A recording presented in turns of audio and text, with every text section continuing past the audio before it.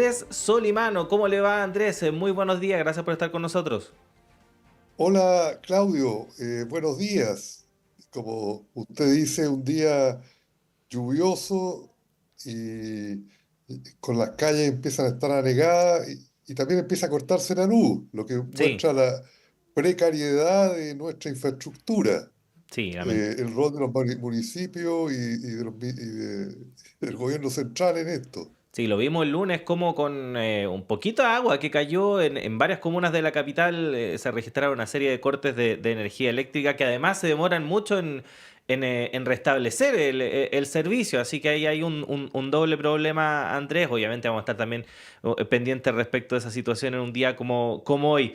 Pero vamos a hablar de diversos temas que tienen que ver con la economía, Andrés, porque estamos muy cerca de una nueva cuenta pública del presidente Gabriel Boric, la tercera durante su administración, y donde se espera algún tipo de pronunciamiento respecto de una serie de temas que obviamente han estado en la agenda durante el último tiempo: reforma de pensiones, pacto fiscal y también este, entre comillas, fast track, que está de moda ese término últimamente en el ámbito político, pero en este caso fast track económico, con cerca de 20, 21 proyectos de ley que supuestamente se les daría celeridad en el Congreso y que tienen que ver, por cierto, con diversos aspectos de la economía. ¿Qué podríamos decir en la previa de lo que va a ser esta nueva cuenta pública el próximo 1 de junio, Andrés? Sí, es una cuenta pública importante, bueno, todas son importantes, pero esta en particular porque marca el inicio y bueno, ya se inició en el calendario, pero simbólicamente en la segunda mitad y final del actual gobierno del presidente Boric. Entonces, un poco lo que se anuncia ahora va a determinar un poco lo que puede ser el legado de esta administración. El problema que ha habido es que le ha tocado muy dura la oposición al presidente Boric en el Parlamento, eh, porque él presentó la reforma tributaria en el 2022, un poco después de asumir. Después se presentó a fin de año, de ese año, la reforma de pensiones. eh, y otras legislaciones, y que por lo menos en tributación y pensiones no ha podido ser aprobada. De hecho, en tributación no se aprobó la decisión de la propuesta de discutir siquiera el tema. Entonces, el gobierno ha estado un poco, ha recibido esta política que la oposición le niega la sal y el agua. Le decían lo mismo cuando estaba la oposición muchos años atrás en el gobierno de Eduardo Frei Montalva, la segunda mitad de la década de los 60, y después también el gobierno de Allende, una terrible oposición en el Parlamento, unida con desestabilización política en otros frentes. Entonces, este síndrome de gobierno de centro izquierda, un poco de izquierda quizás, es que están sitiados parlamentariamente, porque la oposición de derecha en particular está tratando de ponerle los mayores obstáculos posibles, tratando que en una lógica bastante cruel, yo diría, que fracasen para obtener ellos réditos electorales. Ya hay dos elecciones importantes en este año: gobernadores y municipios, el próximo la presidencial y parlamentaria.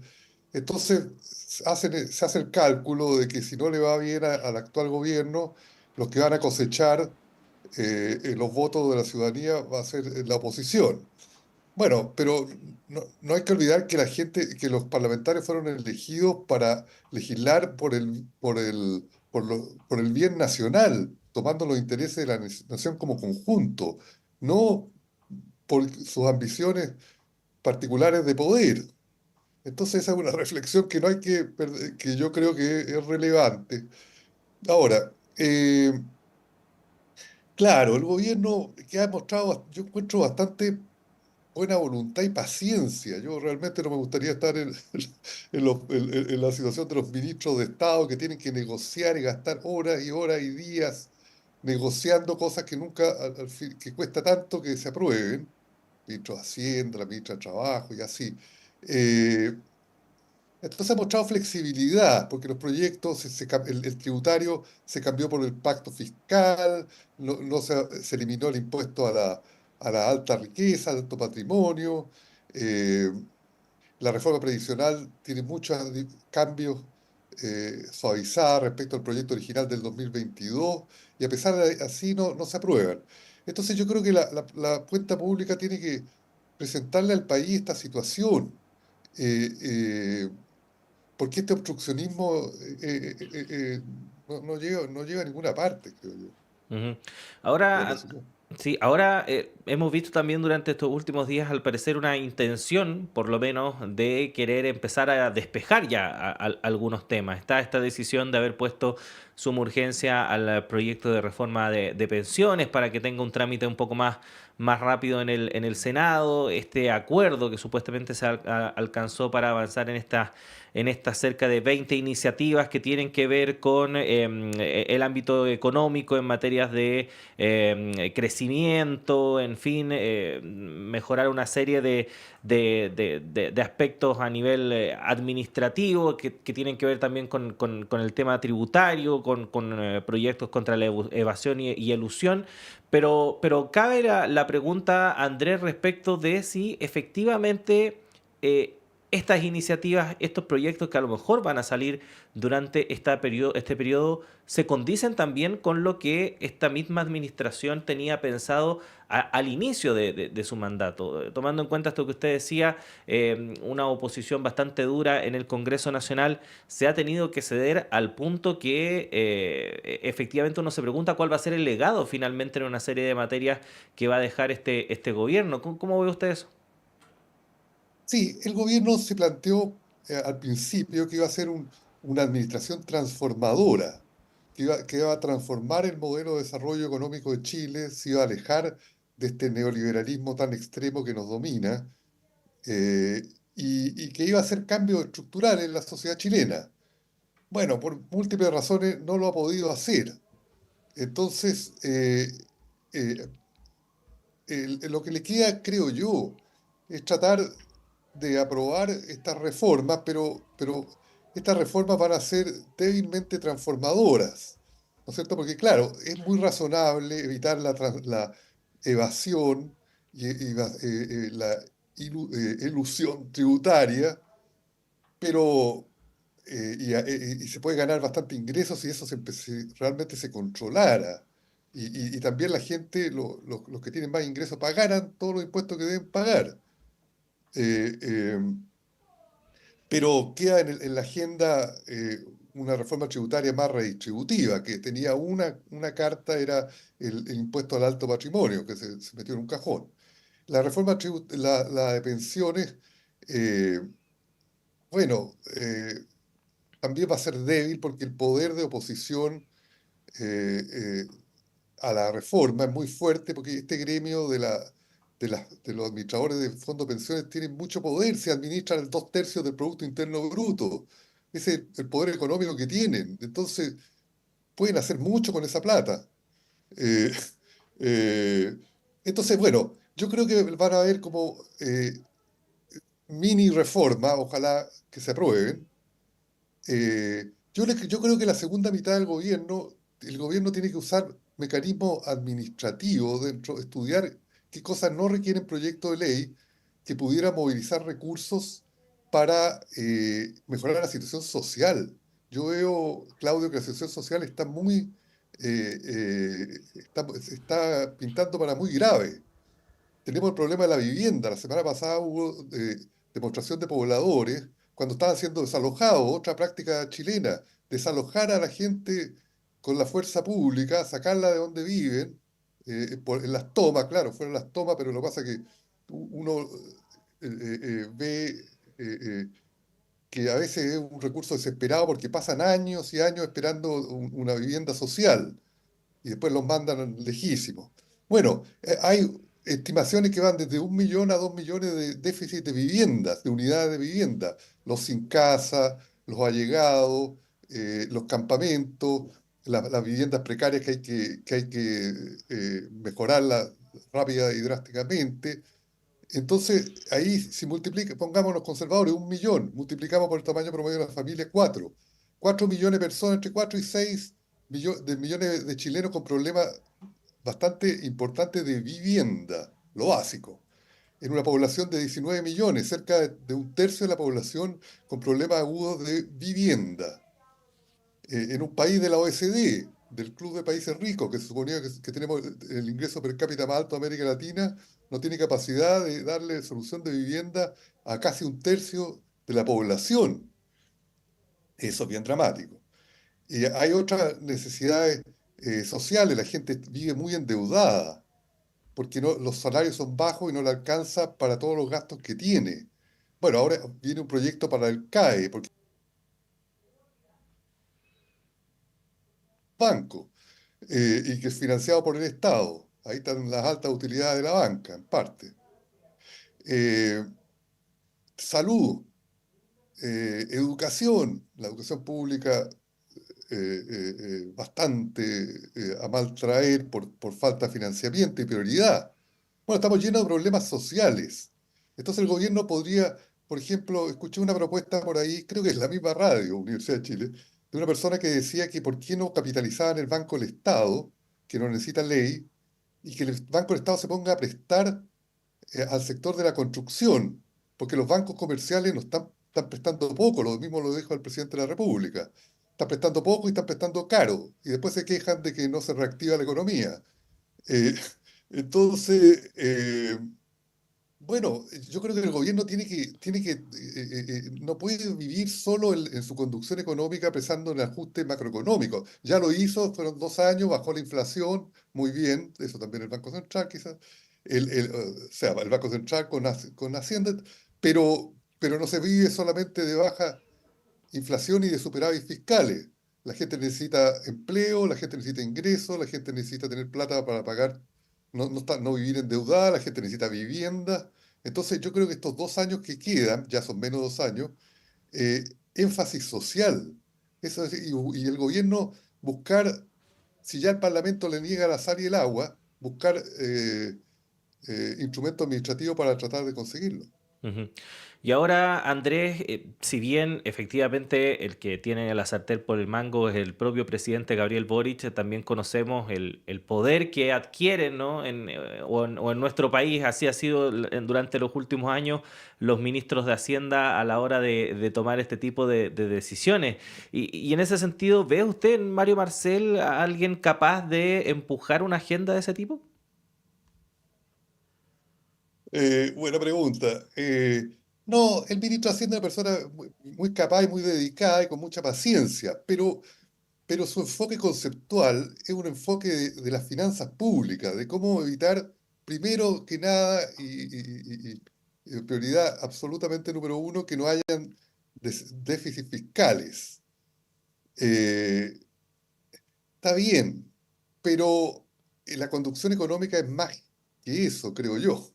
Está el objetivo de crecimiento económico, el empleo, eh, de, de nuevo, evitar que la gente caiga en la pobreza, mejorar un poco la distribución del ingreso. Eso sería un manejo económico con varios objetivos y ver cómo se pueden obtener.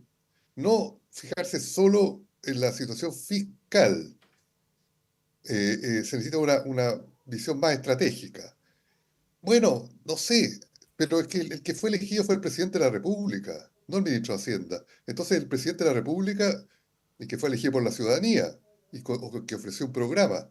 Entonces es él el que tiene que instruir a sus ministros eh, acciones para cumplir el programa. Y el programa incluía una transformación, el inicio de una transformación del modelo de desarrollo chileno para hacerlo más equitativo, menos desigual, menos injusto, con menos abuso, para que la gente satisfaciera sus necesidades básicas.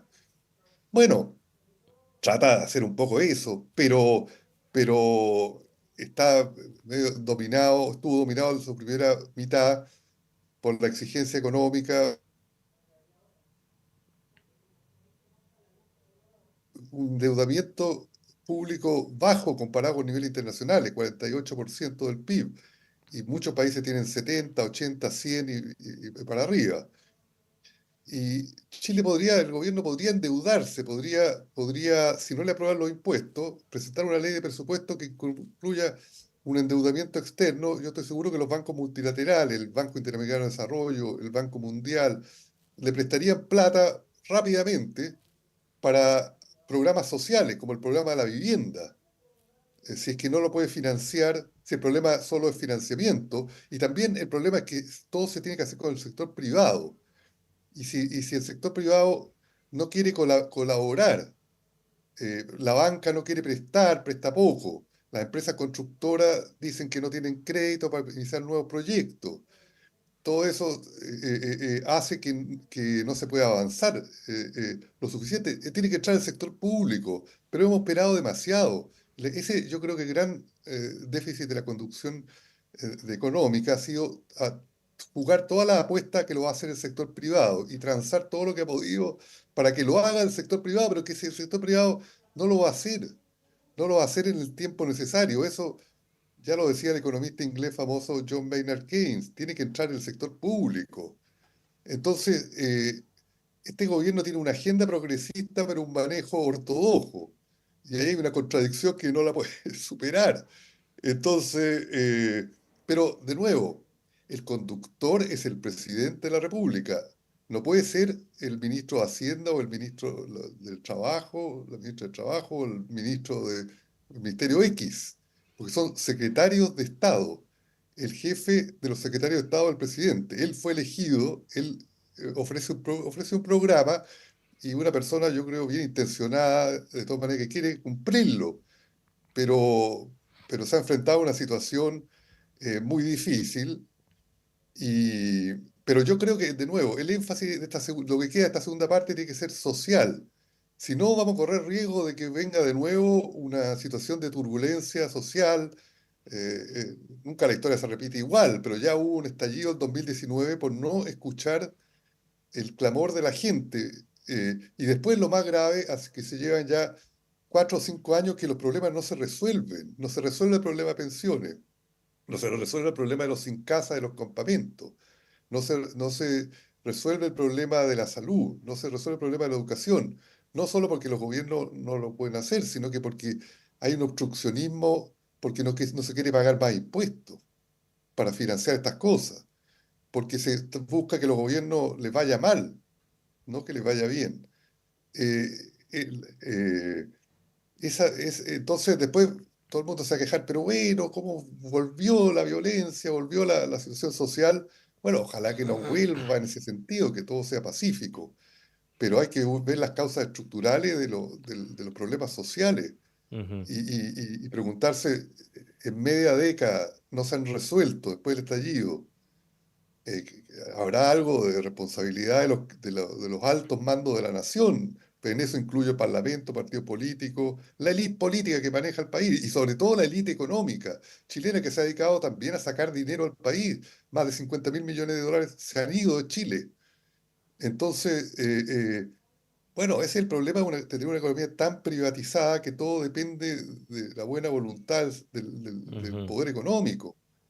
Sí, bueno. Eh, Es una es, situación, es complicado, Claudio. sí, una situación muy compleja, Andrés, pero aquí siempre tratamos de hacer el esfuerzo por entenderla, por explicarla y también proyectar lo que se viene. Y obviamente en nuestro próximo encuentro vamos a estar comentando lo que diga ahí el presidente el próximo 1 de junio en la cuenta pública. Un abrazo, Andrés, que esté muy bien. Ya, un abrazo. Gracias, Claudio, que esté muy bien. Y nosotros nos vamos también cuando son las 9 de la mañana con 55 minutos. Siga nuestra sintonía porque en breve llega Diana Porras con semáforo y posteriormente toda la programación de Radio Universidad de Chile. Continúa también junto a la red de radios que piensan y al canal de televisión UChile TV. Me reencuentro con ustedes a las 13 horas junto a Diana Porras en la segunda edición de Radio Análisis y mañana acá muy temprano a partir de las 7 en punto junto a todo el equipo. Así que nos vemos, que estén bien.